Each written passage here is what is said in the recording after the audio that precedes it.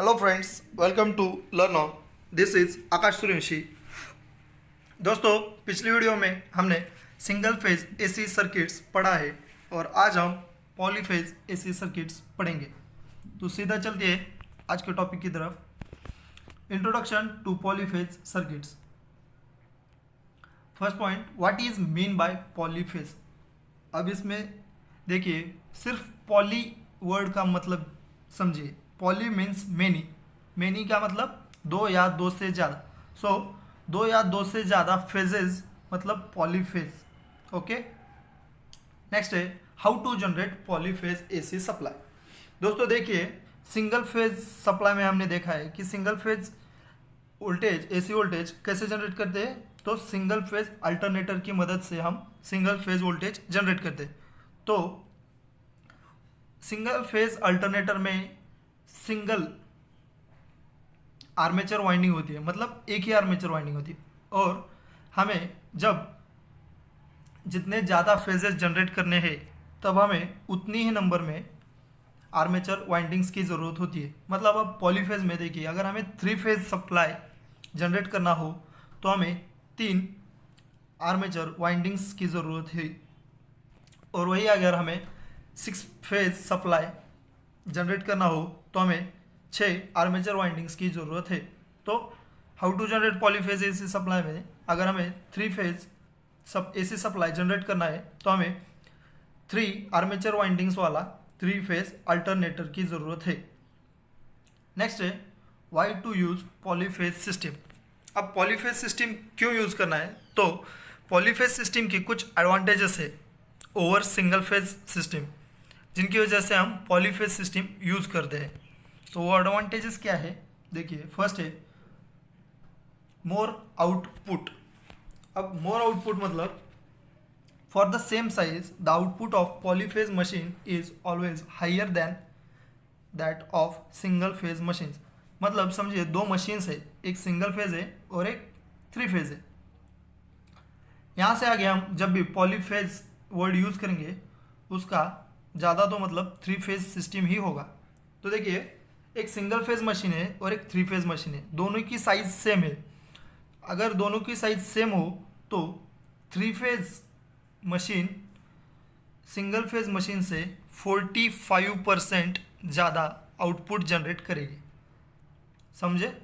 For same size polyphase और 3 phase machines always higher than that of single phase machine, gives output higher than that of single phase machine. और वो कितना higher होगा? About 45% than single phase machine. Next है smaller size. वही अगर आप single phase और 3 फेज मशीन सेम आउटपुट के 2 मशीन लो तो 3 फेज वाला या फिर पॉलीफेज वाला मशीन जो होगा उसका साइज छोटा होगा compare to single phase machine. Next है 3 phase motors are self starting. अब देखिए दोस्तों, जब हम 3 फेज सप्लाई यूज़ करते हैं मोटर में, मतलब 3 आर्मेचर वाइंडिंग जब होती है तो उस मशीन में या मोटर में रोटेटिंग मैग्नेटिक फील्ड जनरेट होता है, जिसकी वजह से हम वो 3 फेज मोटर्स या मशीन सेल्फ स्टार्टिंग होती है। किसकी वजह से? रोटेटिंग मैग्नेटिक फील्ड की वजह से। नेक्स्ट है more power is transmitted. In transmission line, it is possible to transmit more power using a 3 phase system. मतलब अभी एक ट्रांसमिशन लाइन लीजिए, एक 3 फेज की है और एक सिंगल फेज की है। तो 3 फेज वाली जो ट्रांसमिशन लाइन है वो सिंगल फेज से ज़्यादा पावर ट्रांसमिट करेगी। Even conductor size are same conductor size के लिए। और वही अगर नेक्स्ट है smaller cross section area of conductors. वही अगर हमें एक सिंगल फेज और एक 3 फेज ट्रांसमिशन लाइन से सेम आउटपुट भेजना हो तो in that case 3 phase line के लिए हमें smaller size of conductors area, smaller cross section area of conductors use हो जाएंगे। नेक्स्ट है मोर HP रेटिंग। अब देखिए, एक सिंगल फेज और एक 3 फेज ट्रांसफॉर्मर है, वो भी सेम फ्रेम साइज के, मतलब सेम साइज के। तो 3 फेज वाला जो ट्रांसफॉर्मर होगा वो सिंगल फेज से 150% ज़्यादा हॉर्स पावर रेटिंग का होगा जब वो दोनों सेम साइज के होंगे, सेम फ्रेम साइज के। नेक्स्ट है पावर फ्लक्चुएशन।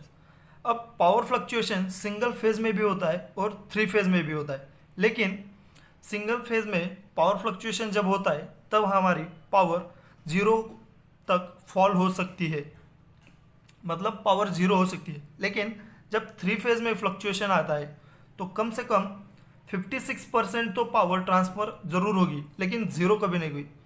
और वहीं सिंगल फेज में वो 0 तक जा सकती है। सो ये भी एडवांटेजेस है। और लास्ट है better power factor. Power factor of 3 phase machines is always better than single phase machines. So इन सब एडवांटेजेस की वजह से हम पॉलीफेज सिस्टम यूज़ करते हैं। और ऐसा नहीं है कि जितने ज़्यादा हम फेजेस यूज़ करेंगे, नंबर बढ़ाएंगे फेजेस का, उतना ही हमें एडवांटेज मिलेगा, ऐसा नहीं है। 3 फेज सिस्टम ही ऐसी है जो मोस्ट इकोनॉमिकल है और 6 फेज सिस्टम बहुत कम जगह यूज़ होती है। नेक्स्ट है 3 फेज सप्लाई वेवफॉर्म्स। अब 3 फेज की वेवफॉर्म क्या होती है वो देखिए। यहाँ पे हमने दिए फेज़ 1, फेज़ 2, फेज़ 3, 3 फेज को लेके वेवफॉर्म बनाई। तो पहली वेवफॉर्म जो बनी है वो 0 से बनी है। सिंगल फेज की हमने देखी थी पिछली बार, ये जो ड्रॉ की है वो सिंगल फेज की वेवफॉर्म है। तो the 3 armature windings used for generation of 3 phase supply are placed at 120 degree away from each other। मतलब क्या है, जब हम 3 फेज यूज़ करते हैं तो तीनों फेज में हम 120 डिग्री का डिस्प्लेसमेंट रखते हैं या डिफरेंस रखते हैं। पहले जब पहला फेज स्टार्ट होगा उसके 120 डिग्री के बाद हम दूसरा फेज स्टार्ट करते हैं। मतलब दूसरा यहाँ से 0 से जब स्टार्ट हो रहा है तो ये जो है ये 120 डिग्री डिस्प्लेसमेंट है। और तीसरा 0 यहाँ से स्टार्ट हो रहा है देखिए, और ये दूसरा यहाँ से हुआ था। एक मिनट, ये सिंगल फेज का हो गया।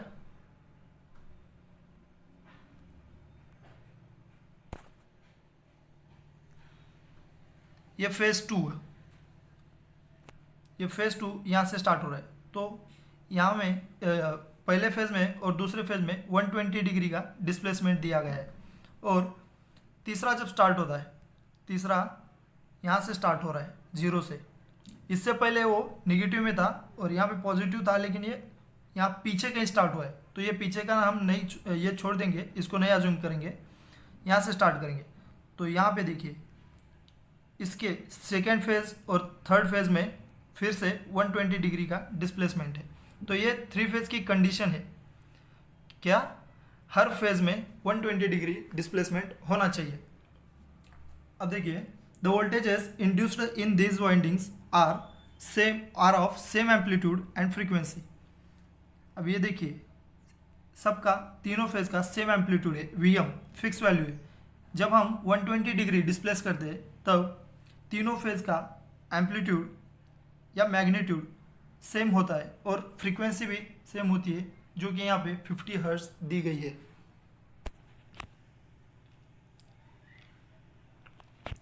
नेक्स्ट है कॉन्सेप्ट ऑफ फेज सीक्वेंस। अब फेज सीक्वेंस क्या होता है देखिए। The phase sequence is the sequence in which 3 phases reach their maximum positive values। मतलब क्या बोला है, फेज सीक्वेंस एक ऐसा सीक्वेंस है जिसमें तीनों फेज 1 बाय 1 अपने पॉजिटिव मैक्सिमम वैल्यू को रीच होते। अब देखिए ये फेज सबसे पहले उसके पॉजिटिव मैक्सिमम वैल्यू को रीच हो गया, तो ये फर्स्ट फेज हो गया। यहाँ पे दूसरा फेज जो उसके बाद उसके पॉजिटिव मैक्सिमम वैल्यू को रीच हुआ, और ये तीसरा है। तो ये फर्स्ट, ये सेकेंड, ये थर्ड, तो ये हो गया उसका फेज सीक्वेंस। मतलब समझे, फेज सीक्वेंस मतलब क्या, the sequence in which 3 phases reach their maximum positive values. जिस सीक्वेंस में वो उनके पॉजिटिव मैक्सिमम वैल्यू को रीच हो जाएंगे उसको हम फेज सीक्वेंस बोलेंगे। Usually phase sequence is RYB। अब यहाँ पे 1 2 3 ऐसा सीक्वेंस है, तो इसको हम R, इसको Y और इसको B बोलेंगे। तो ये जनरल फेज सीक्वेंस है जो कि प्रॉपर कहा जाता है इसको। Next, importance of phase sequence. अब इंपॉर्टेंस क्या होता है? The direction of rotation depends on phase sequence. मतलब ये 3 फेज सप्लाई हमने एक मोटर में दिया है। जब ये R, ये Y और ये B ये फेज सीक्वेंस होगा तो मोटर एक डायरेक्शन में चलेगी। लेकिन अगर जब हम इस Y की जगह B को लाएंगे और B की जगह Y को लाएंगे, मतलब फेज सीक्वेंस चेंज होगा, तो ये मोटर की डायरेक्शन भी चेंज होगी। तो सिंपली क्या कह सकते हैं हम? फेज सीक्वेंस पे डायरेक्शन ऑफ रोटेशन डिपेंड करती है।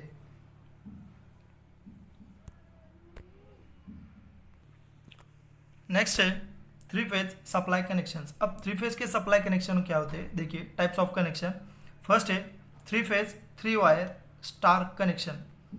ये 2 3 ऐसे 3 वायर है जिसको हम 3 फेज बनाए using star type of connection. Next है star connection 3 phase 4 wire star connection. अब ये वही है लेकिन 4th वायर हमने यूज़ किया है जो कि न्यूट्रल कहा जाता है। 4th वायर न्यूट्रल है और ये 3 फेजेस है, तो ये हुआ 3 फेज 4 वायर स्टार कनेक्शन। और लास्ट है 3 फेज 3 वायर डेल्टा कनेक्शन। ये डेल्टा कनेक्शन है और यहाँ पे हमने 3 वायर यूज़ करके 3 फेज कनेक्शन किए हैं। देखिए अब स्टार और डेल्टा होता क्या है वो देखते हैं हम पहले। तो स्टार मतलब जब हमने समझिए ये 3 फेजेस है या 3 वायर्स है, तो जब हम इनके सिमिलर पोलैरिटी टर्मिनल्स, समझिए ये पॉजिटिव है, नेगेटिव है, ये पॉजिटिव नेगेटिव पॉजिटिव नेगेटिव, तो पॉजिटिव वाले सिमिलर हो गए, तो ये सिमिलर हम जब एक जगह ज्वाइन करेंगे तो ये स्टार कनेक्शन हो जाएगा। अब ये ज्वाइन करने के बाद देखिए कैसा होता है। इसको देखिए, ये नेगेटिव आया यहाँ पे, ये नेगेटिव ये पॉजिटिव, सिमिलरली दूसरे का ये पॉजिटिव ये नेगेटिव और तीसरे का ये पॉजिटिव और ये नेगेटिव, तो ये हुआ अपना स्टार कनेक्शन जहाँ पे हम सिमिलर पोलैरिटी टर्मिनल एक जगह ग्रुप करते हैं, उससे क्या होता है? स्टार कनेक्शन बन जाता है। और डेल्टा क्या होता है? जब वही हम 3 conductors positive negative positive negative positive negative, delta में क्या होता है? डिसिमिलर पोलैरिटी हम साथ में कनेक्ट करते हैं, मतलब ये नेगेटिव ये पॉजिटिव को, ये नेगेटिव ये पॉजिटिव को और ये नेगेटिव ये पॉजिटिव को, इस तरह से डेल्टा कनेक्शन होता है जहाँ पे हम डिसिमिलर एंड्स एक जगह ग्रुप करते हैं। तो ये कैसे बन जाएगा फिर? ये कुछ इस तरह बन जाएगा डेल्टा कनेक्शन। इसमें देखिए ये पॉजिटिव ये negative positive negative positive negative, मतलब ये देखिए ये ये पॉजिटिव है ये नेगेटिव है ये पॉजिटिव है, तो यहाँ पे हर जगह हम जहाँ पे जॉइंट्स है वहाँ पे क्या दिख रहा है? डिफरेंट पोलैरिटी हमने एक जगह ग्रुप की है, तो यह हो गया डेल्टा कनेक्शन। अब नेक्स्ट कंसेप्ट है line voltages and phase voltages. अब देखिए line and phase voltages for star connection. अब पहले बताता हूँ मैं लाइन और फेज क्या होता है। ये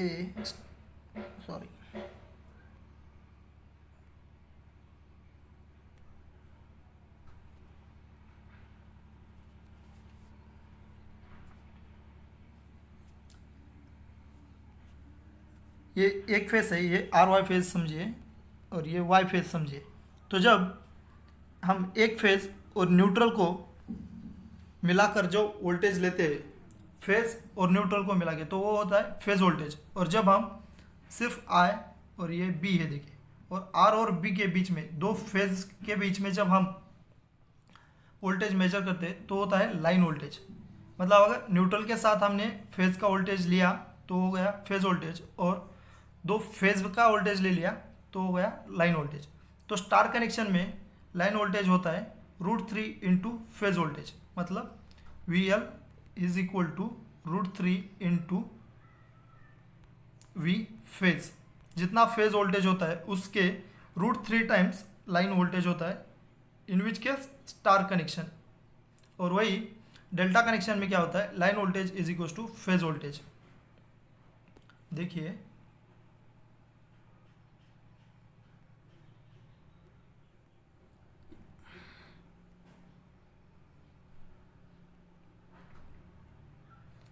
अब ये न्यूट्रल है तो समझिए इसमें 240 है, न्यूट्रल 0 होता है, इसमें 240 और इसमें 240। तो जब हम फेज वोल्टेज लेते हैं इन दोनों के बीच में तो ये कितना आ जाता है, ये 240 आता है। लेकिन अगर हम इसमें और इस फेज में वोल्टेज लेंगे तो वो लाइन वोल्टेज होगा, फिर वो क्या होगा √3 इंटू 240 हो जाएगा। और वही डेल्टा कनेक्शन में न्यूट्रल नहीं होता है, डेल्टा कनेक्शन में न्यूट्रल नहीं होता है। डेल्टा देखिए 3 फेज 3 वायर डेल्टा होता है, लेकिन डेल्टा में न्यूट्रल नहीं होता। तो उस केस में जितना लाइन वोल्टेज है उतना ही फेज वोल्टेज होता है। तो for delta connection line voltage is equal to phase voltage. Similarly current के लिए भी है, लेकिन उल्टा होता है करंट का। करंट का क्या होता है, स्टार कनेक्शन में line current is equal to phase current होता है, और डेल्टा कनेक्शन में line current is equal to √3 into I phase होता है। I line is equal to √3 into I phase. तो वोल्टेज के अपोजिट करंट का रिलेशन होता है। नेक्स्ट है concept of balanced and unbalanced load. अब बैलेंस और अनबैलेंस लोड क्या होते हैं, देखिए बैलेंस लोड है magnitude of all impedance connected in the load are equal and phase angles of them are also equal. मतलब देखिए वेवफॉर्म में दिखाया था मैंने, तो यहाँ पे क्या है, हर फेज का मैग्नीट्यूड सेम है और फेज डिफरेंस भी सबका सेम है। तो ये क्या होगा, बैलेंस कंडीशन हो गया या फिर बैलेंस सिस्टम हो गया, जहाँ में फेज डिफरेंस और मैग्नीट्यूड सेम होता है हर फेज का। और वही अगर ये दोनों में से कोई एक कंडीशन सेटिस्फाई नहीं हो वो अनबैलेंस हो जाएगा। मतलब if a load does not satisfy the condition of balance, मतलब मैग्नीट्यूड और phase angle between the 3 phases is not equal. कौन सा भी एक अगर ये कंडीशन सेटिस्फाई नहीं करेगा मैग्नीट्यूड की या फिर फेज एंगल की, तो वो अनबैलेंस लोड कहा जाएगा। अब लास्ट है पावर रिलेशंस। अब पावर रिलेशंस हमें पता है कि पावर का फॉर्मूला क्या है। पावर का फॉर्मूला है P is equal to V phase I phase and cos phi. cos phi क्या होता है, पावर फैक्टर होता है। तो ये है पावर का formula, P is equal to V phase into I phase into cos phase. लेकिन हमें पता है टोटल पावर, ये पावर है सिंगल फेज के लिए, लेकिन वही 3 फेज की पावर क्या होती है, तो 3 into power of single phase होती है। 3 फेज का 3 टाइम्स ज़्यादा ही होगा। तो टोटल पावर क्या बनेगा, फॉर्मूला देखिए PT is equal to 3 into V phase I phase and cos phi. अब देखिए स्टार स्टार कनेक्शन के लिए क्या होता है, V phase is equal to VL divided by √3। मतलब स्टार के लिए क्या था, VL is equal to √3 into V phase. तो V फेज का फॉर्मूला क्या होगा, VL डिवाइडेड बाय √3 हो जाएगा। तो वो हम यहाँ पे पुट करेंगे। ये स्टार कनेक्शन के लिए हम देख रहे हैं, ये 3 इंटू VL डिवाइडेड बाय √3, और I phase is equal to I line होता है किसमें, स्टार कनेक्शन में, और cos फाई। तो ये √3 कैंसिल हो गया और यहाँ पे √3 हो गया। सो स्टार कनेक्शन के लिए टोटल पावर हो जाएगा √3 VL IL and cos phi। तो ये स्टार कनेक्शन के लिए टोटल पावर का फॉर्मूला बन गया। क्या होगा वो? √3 VL IL cos phi। और अब डेल्टा कनेक्शन में देखिए, डेल्टा में क्या होता है? VL is equal to V phase होता है, लेकिन IL is equal to √3 I phase होता है फॉर डेल्टा। तो I फेज की वैल्यू का क्या हो गई? IL divided by √3। तो ये और V phase is equal to VL होता है for delta connection, and I phase will become IL divided by √3 into cos phi। तो ये √3 कैंसिल हो गया और यहाँ पे √3 हो गया। तो डेल्टा के लिए भी फॉर्मूला क्या बनेगा टोटल पावर का? √3 VL IL into cos phi। तो ये हो गया power relations for star connection and delta connection. Thank you friends. Hope you liked the video. Please like video and subscribe our channel Learn On, and do share the video with your friends who are preparing for competitive exams in field of electrical engineering. और अगर आप लोगों को कोई doubts हो तो Telegram channel की link मैं डिस्क्रिप्शन में दे रहा हूँ, वहाँ से आप हमारे टेलीग्राम चैनल को ज्वाइन हो सकते हो। और वहाँ पे हम क्विज़ भी स्टार्ट कर चुके हैं, बहुत बढ़िया क्विज़ है। JEE एंड AE लेवल के लिए बेस्ट क्वेश्चंस हमने फॉर्म किए हैं। Thank you.